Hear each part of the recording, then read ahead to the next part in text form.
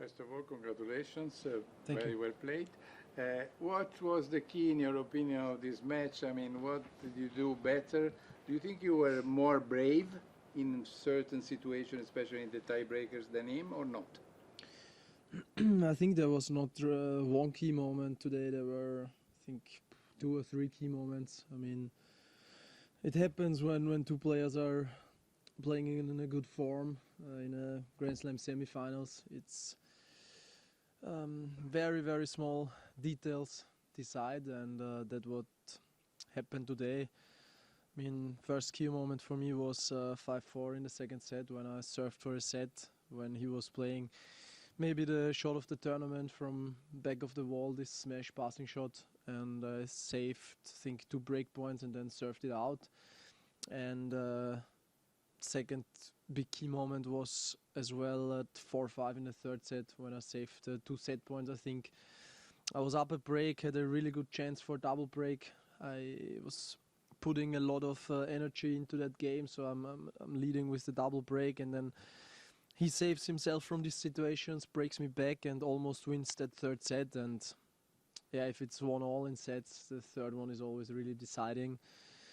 So these were the 2 big key moments. And fourth set he was serving amazing. I mean, I had no look at all to make a break, and it was obvious that the tiebreak has to decide. And there, luckily, he gave me 1-2 easier points, and I finished it off. I wouldn't say so. I mean, maybe in 1 or 2 shots in the tiebreak in the fourth, I was going for it, but could have also missed them. I mean, I was brave, but also lucky that I made these shots. Dominic, how are you feeling physically, and do you think it's a disadvantage to have one less day off than Novak? Yeah, I mean, there's disadvantages, but also advantages. I think it's also a little bit of a challenge to have all the time 1 day off and then all of a sudden 2. And of course I have less time to regenerate, but with all the adrenaline and everything, it's going to be fine. I mean, I played 2 super intense matches against Rafa and now against Sasha, so of course I'm going to feel it, especially tomorrow, but I'm going to have great treatment, easy hit tomorrow, and then of course try everything to be 100% on Sunday night. The first sort of breakthroughs that you had were on clay courts and at Roland Garros. You were not as successful on hard courts.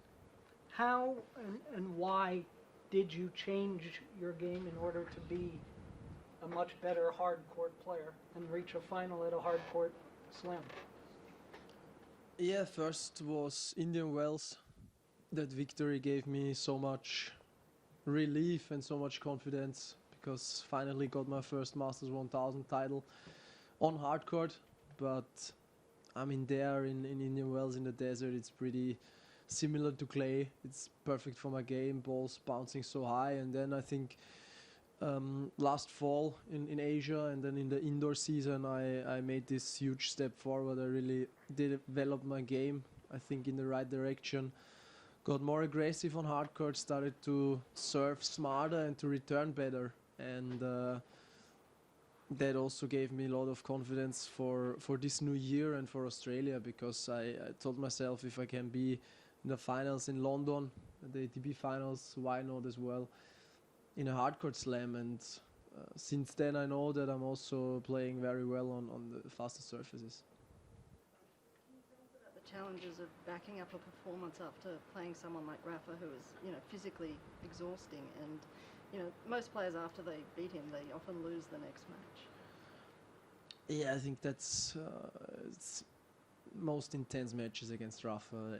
You have to really, it doesn't give you any free point. You have to win every single point in that matches. So that was very demanding physically and mentally, but I also had big issues with that 2-3 years ago when I was beating a big guy. I almost all the time lost my next match, but with experience and with more times when you're facing that situation, it got better. And also today, in the beginning, had some troubles. I was not on the same like I was not in the zone like straight away in the match like against Rafa. It took a while, took maybe 20-30 minutes, but I think that's normal, and it's yeah, you just have to fight through and stay full in the match.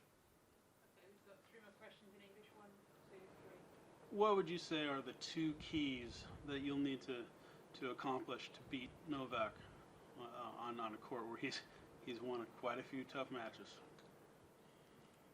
I think I have to keep a good balance. Of course, I have to risk a lot. I have to go for many shots, but at the same time, of course, not too much. And that's a very thin line. In the last match against him, I hit that line perfectly in London. So, of course, I'm gonna take a look at that match, how I played, and try to repeat it. But for sure, he's the favorite. I mean, he won 7 titles here, never lost a final, going for his 8th one. But I mean, I'm feeling good on the court. I'm playing great tennis, so try to be at my absolutely best on Sunday. You joked in the interview on the court about always facing the king of the Grand Slams, Nadal in the final in Paris, and now Novak here. I'm wondering, not so much tactically, but maybe tactically or mentally, what you think maybe you can take away from having faced the challenge of Nadal at Roland Garros that you can apply to facing the challenge of Novak at this tournament? Yeah, I mean, we are playing in tough times. We young players, we always have to beat all these unbelievable legends. But I think it's a completely different situation.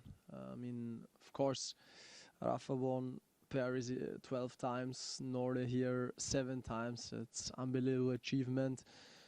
But I try to take my experience, what I made in the last 2 major finals, and try to improve myself even more. I think I did that from 18 to 19 in Paris, and I try to improve even more now. In this one, I have the feeling that I have great experience now. Feeling that I can really keep up my level for all the 2 weeks, which was not the case maybe in my first Roland Garros finals. So that's what I'm taking, and then I mean, try to be in the zone straight away on Sunday night. Congratulations first. Thanks. The fact that you've beaten already Novak once in a slam, that you have won, I think, 4 of your last 5 encounters with him. You think he looks so serene, like nothing can happen to him. Do you think you can maybe creep in his mind or enter his mind a little bit? I mean, yeah, it's true. I won, I think, more of the last encounters than he did, but I think it doesn't count so much. It's absolutely his comfort zone here. I mean, he always plays his best tennis in Australia since many, many years, so I'm expecting that as well in the finals. So all I can do is doing my best again, playing great tennis again, and of course take a look at the last matches we had as well in Paris and also in London, and try to repeat the good stuff what I did there.